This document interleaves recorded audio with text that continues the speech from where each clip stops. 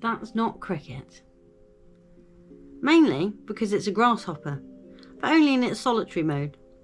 Once it activates and becomes gregarious, then it becomes a locust. I had no idea they were the same species that transforms into an eating machine and becomes a plague when the conditions are right. It would seem there have been some odd occurrences in the past, recent past, and in the bigger scheme of things, which stands out as a bit odd. And recently, having seen a number of articles about factories being built to accommodate their drive to breed crickets for consumption, got me thinking in my usual way of linking together a train of thought and seeing where it goes. This one leads me to a very wild conspiracy theory, with nothing to go on other than a single idea.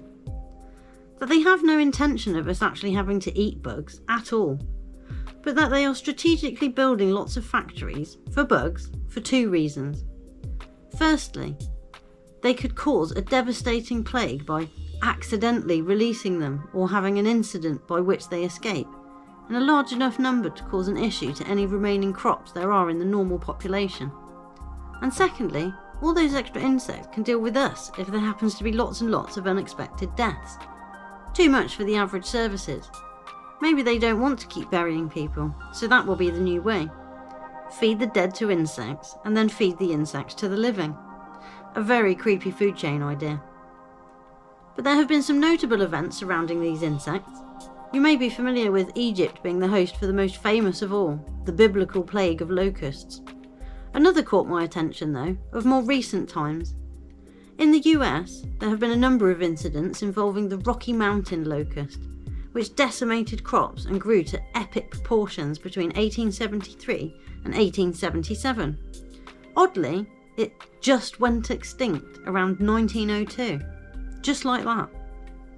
There was another locust swarm through Midwest America in 1931, which seems to be around the Great Depression time and was caused by the drought Dust Bowl scenario, they say, making the conditions perfect for the grasshoppers to morph into locusts, displacing nearly 4 million Americans who headed towards California.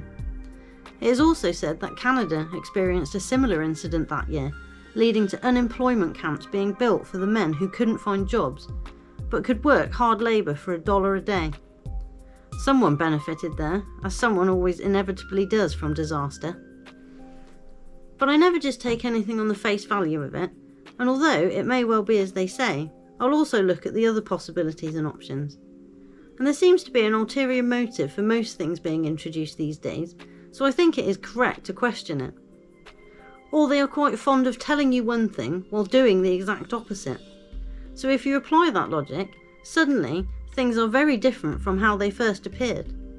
Strange as well how one of the reports I read mentioned them just falling from the sky. Seems there have been other events and odd things to look into.